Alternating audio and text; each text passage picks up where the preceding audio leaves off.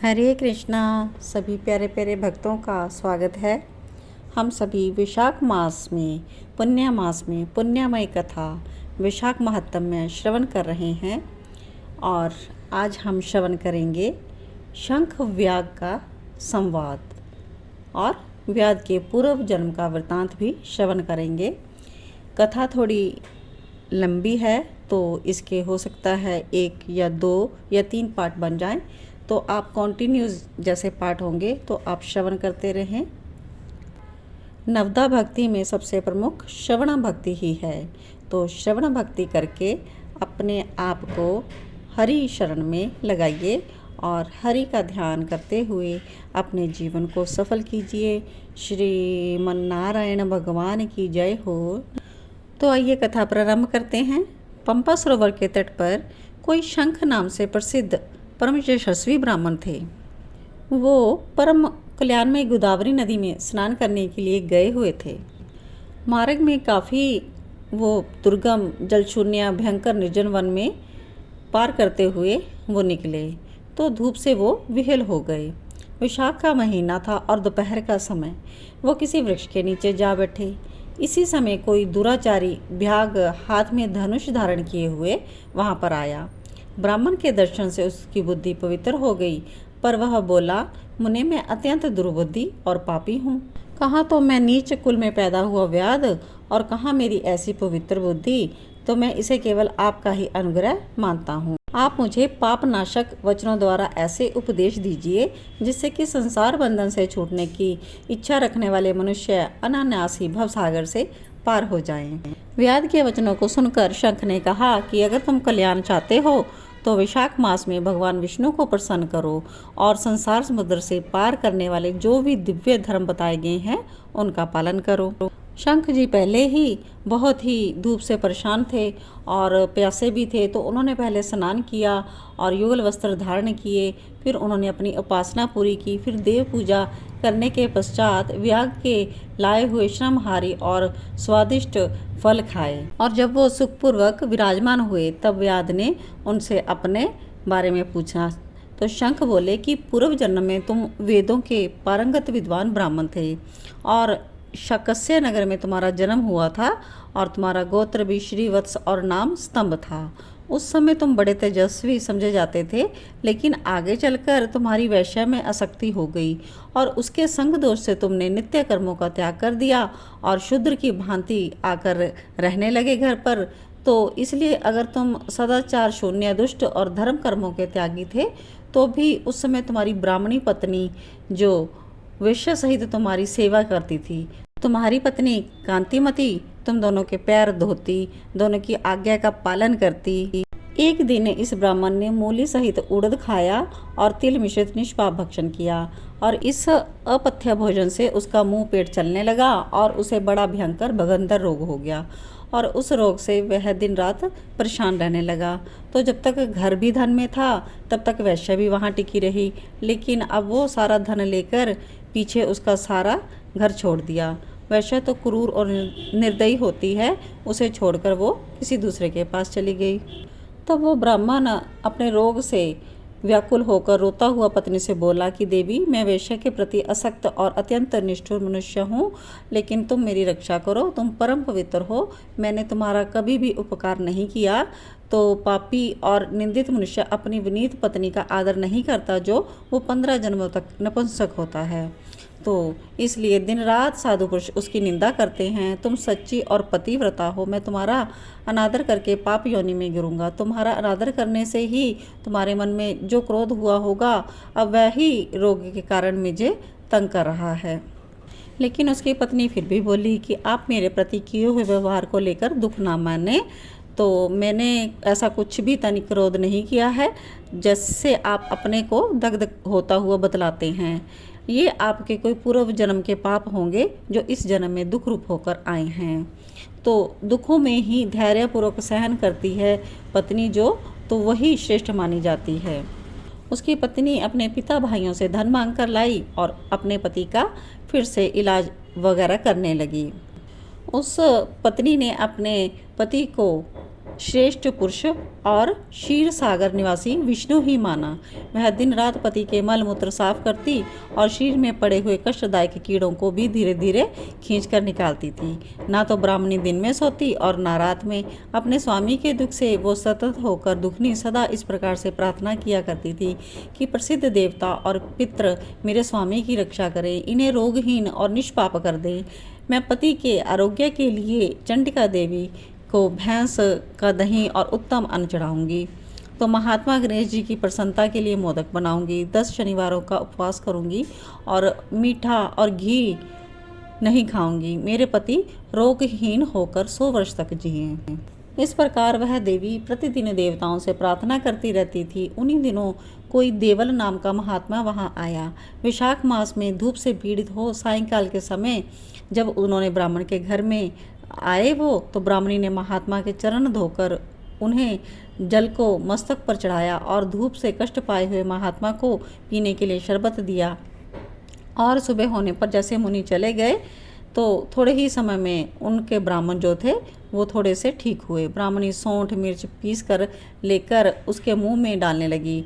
तब उसकी पत्नी की उंगली कट गई। उसके दोनों दांत सहसा सट गए और ब्राह्मणी की अंगुली का यह कोमल खंड उसके मुंह में ही रह गया।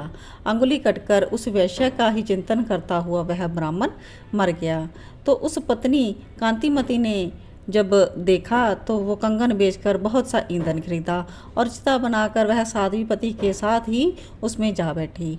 उसके पति के रोगी शरीर का गाढ़ आलिंगन करके उसके साथ अपने आप को चिता में जला दिया।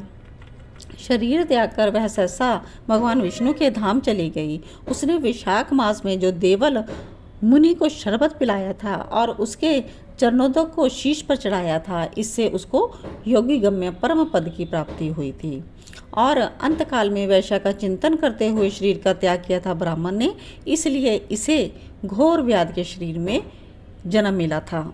लेकिन तुमने विशाख मास में मुनि को शरबत देने के लिए ब्राह्मणी को अनुमति दे दी थी, तो उसी पुण्य के बदले में आज व्याध होने पर भी तुम्हें सब सुखों के एकमात्र साधन धर्म विषयक प्रश्न पूछने के लिए उत्तम बुद्धि प्राप्त हुई है। तुमने जो सब पापों को हरने वाले मुनि के चरणोदक को सिर पर धारण किया था ना, यह उसी का फल है कि इस वन में तुम्हें मेरा संग मिला है और मैं तुम्हारे प्रश्न का उत्तर दे रहा हूँ। तो इस प्रकार से व्याध ने अपने सारे पिछले जन्म का वृत्तांत श्रवण किया और फिर वह व्याध से प्रश्न करने लगा कि भगवान विष्णु के प्रति और विशाख मास में कर्तव्य रूप से बताए हुए नियमों का विशेष रूप से कैसे पालन करना चाहिए। भगवान विष्णु कैसे हैं, उनका क्या लक्षण है, उनकी सत्ता में क्या प्रमाण है, वैष्णव धर्म कैसे हैं, भगवान श्री हरि कैसे प्रसन्न होते हैं, तो आप यह सब मुझे बताएं। व्याध का उत्तर देने के लिए शंख जी ने कहा कि भगवान विष्णु का स्वरूप कैसा होता है, मैं उनका वर्णन करता हूँ। वे निर्गुण हैं, निष्फल और अनंत हैं, सत्य चित्त और आनंद हैं, यही उनका स्वरूप है। यह जो अखिल चराचर जगत है ना, अपने अधीश्वर और आश्रय के साथ निश्चित रूप से जिसमें विश्व में रहता है, जिसके इसकी उत्पत्ति होती है, पालन होता है, संहार, पुनरावृत्ति और निष्मन आदि होते हैं। प्रकाश, बंधन, मोक्ष और जीविका, इन सब की प्रवृत्ति जहाँ से होती है वे ही ब्रह्म नाम से प्रसिद्ध भगवान विष्णु हैं। वेद, शास्त्र, स्मृति, पुराण, इतिहास, पंचरात्र, महाभारत सब विष्णु स्वरूप हैं, विष्णु के ही प्रतिपादक हैं और इन्हीं के द्वारा ही हम महाविष्णु को जान सकते हैं। वेद सनातन देव भगवान नारायण को कोई इंद्रियों से, अनुमान से और कोई तर्क से भी नहीं जान सकता। उन्हीं के जो दिव्य जन्म, कर्म तथा गुणों को अपनी बुद्धि के अनुसार जानकर उनके अधीन रहने वाले जीव समूह सदा मुक्त होते हैं। यह संपूर्ण जगत प्राण से उत्पन्न हुआ है, प्राण स्वरूप है, प्राण रूपी सूत्र में पिरोया है और प्राण से ही चेष्टा करता है। सबका आधारभूत यह सूत्रात्मा प्राण ही विष्णु है। पूर्व काल में सनातन देव भगवान नारायण ने ब्रह्मा और आदि देवताओं की सृष्टि करके देवताओं से कहा था कि मैं तुम्हारे सम्राट के पद पर ब्रह्मा जी की स्थापना करता हूँ, यही तुम सबके स्वामी हैं। और तुम लोगों में से जो भी सबसे अधिक शक्तिशाली हो उसे तुम स्वयं ही युवराज के पद पर प्रतिष्ठित करो। भगवान के इस प्रकार कहने पर इंद्र आदि सब देवता आपस में विवाद करने लगे कि मैं युवराज होऊंगा। किसी ने सूर्य को श्रेष्ठ बताया, किसी ने इंद्र को, तो किसी की दृष्टि में कामदेव श्रेष्ठ थे। आपस में कोई भी निर्णय ना होता देखकर भगवान नारायण के पास ही वे सब पूछने के लिए गए और प्रणाम करके हाथ जोड़कर पूछते हैं कि महाविष्णु, हमने सबने अच्छी तरह विचार किया, किंतु हम में से श्रेष्ठ कौन है ये अभी तक हम निश्चय नहीं कर सके, इसलिए आप ही निर्णय कर दीजिए। तब भगवान विष्णु ने कहा था, इस विराट ब्रह्म अंड रूपी शरीर से जिसके निकल जाने पर वह गिर जाएगा और जिसके प्रवेश करने पर वह पुनः खड़ा हो जाएगा, वही देवता श्रेष्ठ है। तब भगवान के ऐसा करने पर तो सब ने देखा कि जयंत विराट शरीर के पैर से बाहर निकल गया। उसके निकलने से उस शरीर को लोग कहने लगे कि परंतु शरीर ना गिर सका, लेकिन वह चल नहीं पाया और ना ही सुनता, पीता, बोलता, सूंघता और देखता हुआ पूर्वत स्थिर रहा। तो उसके पश्चात गुहु देश से दक्ष प्रजापति निकलकर अलग हो गए, तो लोगों ने उसे नपुंसक कहा, किंतु उस समय भी वह शरीर ना गिर सका। उसके बाद विराट शरीर के हाथ से देवता के राजा इंद्र बाहर निकले, उसी समय भी शरीर का कुछ नहीं हुआ। तो विराट पुरुष को सब लोग हस्तहीन कहने लगे। इस प्रकार नेत्रों से जब सूर्य निकले तो लोगों ने उन्हें अंधा और काना कहा, तो उस समय भी शरीर का पतन नहीं हुआ। फिर नासिका से अश्विनी कुमार निकले, किंतु शरीर नहीं गिरा। तो इतना जब कहना जाने लगा कि वह सूंघ नहीं सकता। कान से जब अधिष्ठाय देवताएं दिशाएं निकली तो उस समय लोग उसे बधिर कहने लगे, लेकिन उनकी मृत्यु नहीं हुई। और सबसे पश्चात जिह्वा से वरुण देव निकले। तब लोगों ने उसे पुरुष को रस का अनुभव नहीं कर सकता, किंतु फिर भी उनका देहपात नहीं हुआ। फिर उनके इंद्रियों से स्वामी अग्निदेव निकले, तो उस समय सब उनको गूंगा कहने लगे, तब भी शरीर नहीं गिरा। फिर अंतःकरण से बोध स्वरूप रुद्र देवता अलग हो गए, तब भी लोगों ने उन्हें जड़ कहा, लेकिन शरीर का अंत नहीं हुआ।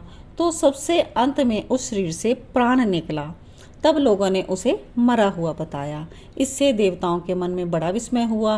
वे बोले, हम लोग तो इस शरीर में प्रवेश करके इसे पूर्ववत उठा देंगे, जीवित कर देंगे, वही युवराज होगा। ऐसी प्रतिज्ञा करके सब कर्मशः उस शरीर में प्रवेश करने लगे। तो जयंत ने पैरों में प्रवेश किया, शरीर नहीं उठा। प्रजापति दक्ष ने गुहु इंद्र में प्रवेश किया, शरीर नहीं उठा। इंद्र ने हाथ में, सूर्य ने नेत्रों में, दिशाओं ने कान में, वरुण देव ने जिह्वा में, अश्विनी कुमार नासिका में और अग्नि ने शाक इंद्रियों में तथा रुद्र अंतःकरण में प्रवेश किया, लेकिन शरीर जो था वो उठा ही नहीं। और सबके अंत में प्राण ने प्रवेश किया, तब वह शरीर उठकर खड़ा हो गया। तब देवताओं ने प्राण को ही सब देवताओं में श्रेष्ठ नियुक्त कर दिया। बल, ज्ञान, धैर्य, वैराग्य और जीवन शक्ति में प्राण को ही सर्वाधिक मानकर देवताओं ने उसी को युवराज के पद पर अभिषेकित कर दिया। अतः समस्त चराचर जगत प्राण आत्मक है। जगदीश्वर प्राण अपने पूर्ण एवं बलशाली अंशों द्वारा सर्वत्र परिपूर्ण है। प्राणहीन जगत का अस्तित्व नहीं है। प्राणहीन कोई भी वस्तु वृद्धि को नहीं प्राप्त होती। इस जगत में किसी भी प्राणहीन वस्तु की स्थिति नहीं है। इस कारण प्राण सब जीवों में श्रेष्ठ है, सबका अंतर आत्मा है और सर्वाधिक बलशाली सिद्ध हुआ है। यह प्राण भगवान वासुदेव का अनुगामी है और सदा उन्हीं में स्थित रहता है। मनीषी पुरुष प्राण को महाविष्णु बल बतलाते हैं। महाविष्णु के महात्म्य और लक्षण को इस प्रकार जानकर मनुष्य पूर्व बंधन को अनुसरण करने वाला अज्ञान में लिंग को उसी प्रकार त्याग देता है, जैसे सर्प अपनी पुरानी कैंचुल को लिंग देह का त्याग करके वह परम पुरुष अनाम्य भगवान नारायण को प्राप्त होता है। अब शंख मुनि की इतनी सारी बात सुनकर व्याध ने फिर पूछा कि ब्राह्मण, यदि प्राण इतना महान प्रभावशाली है तो इस संपूर्ण जगत का गुरु और ईश्वर है, तब लोक में इसकी महिमा क्यों प्रसिद्ध नहीं हुई?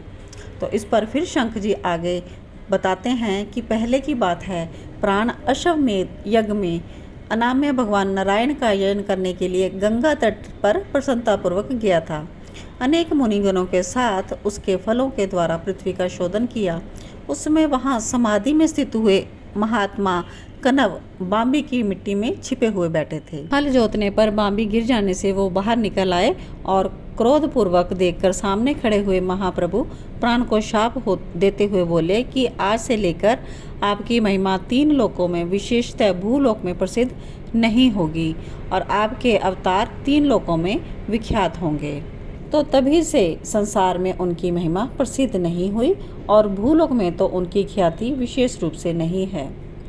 अब व्याध प्रश्न पूछता है कि भगवान विष्णु के रचे हुए करोड़ों और सहस्रों जो सनातन जीव हैं, वो नाना मार्ग पर चलने और भिन्न भिन्न कर्म करने वाले क्यों दिखाई देते हैं? इन सबका स्वभाव एक जैसा क्यों नहीं है, यह मुझे बताएं। तो शंख जी उत्तर देते हैं कि रजोगुण, तमोगुण और सत्व गुण के भेद से 3 प्रकार के जीव समुदाय होते हैं। प्रकृति में स्थित होने पर जीव इन 3 गुणों से बनते हैं। गुण और कर्मों के अनुसार इनके कर्मों का फल भिन्न भिन्न होता है और गुणों के अनुसार ही ये प्रकृति को प्राप्त होते हैं। प्रकृति में स्थित हुए प्राकृतिक प्राणी गुण और कर्म से व्याप्त होकर प्राकृतिक गति को प्राप्त होते हैं। तमोगुणी जो जीव होते हैं वो तामसी वृत्ति के होते हैं और वो महान दुख में ही डूबे रहते हैं। उनमें दया नहीं होती, बड़े क्रूर होते हैं, लोक में सदा द्वेष करते हैं, उनका जीवन ऐसे ही चलता है। राक्षस और पिशाच आदि तमोगुणी जीव हैं जो तामसी गति को प्राप्त होते हैं। जो राजसी लोग हैं उनकी बुद्धि मिश्रित होती है, वे पुण्य और पाप दोनों वाले होते हैं। पुण्य से वो स्वर्ग पाते हैं और पाप से यातना भोगते हैं। और जो सात्विक स्वभाव के मनुष्य हैं वे धर्मशील, दयालु, श्रद्धालु, दूसरों के दोष ना देखने वाले, सात्विक वृत्ति से जीवन निर्वाह करने वाले होते हैं। इसलिए भिन्न भिन्न कर्म करने वाले जीव एक दूसरे से पृथक अनेक प्रकार के भाव वाले होते हैं। सब जीव अपने गुण से ही कर्म फल के भागी होते हैं। माली बगीचे में तो समान रूप से वृक्ष लगाता है और सींचता भी है। एक ही कुआं जल से सभी वृक्ष पलते हैं, लेकिन वह पृथक पृथक स्वभाव को प्राप्त होते हैं। बगीचा लगाने वाले में किसी प्रकार की विषमता और दोष नहीं होता है। इसी प्रकार से सभी जीव भी भगवान नारायण के बनाए हुए हैं और सिर्फ इन गुणों के कारण ही सब में विषमता है।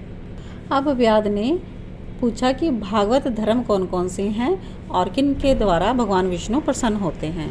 तो शंख जी उत्तर देते हैं कि जिसके अंतःकरण की शुद्धि होती है, जो साधु पुरुषों का उपकार करने वाला है और जिसकी किसी ने भी निंदा नहीं की, तुम उस सात्विक धर्म को समझो। वेदों और स्मृतियों में बताए हुए धर्म का यदि निष्काम भाव से पालन किया जाए तो वो लोक में विरुद्ध ना हो, तो उसे भी सात्विक धर्म जानना चाहिए। वर्ण और आश्रम विभाग के अनुसार 4 प्रकार के धर्म हैं।